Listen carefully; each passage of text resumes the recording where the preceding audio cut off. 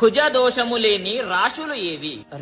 రెండు రాశుల వాళ్ళకి కుజ దోషము ఉండదండి. అదే విధంగా ఆ రాశులు ఎవరు అనేది చెప్తాను. మీ రాశి మీకు తెలిసే ఉంటుంది. మీ రాశి ఉందో లేదో చెప్తాను.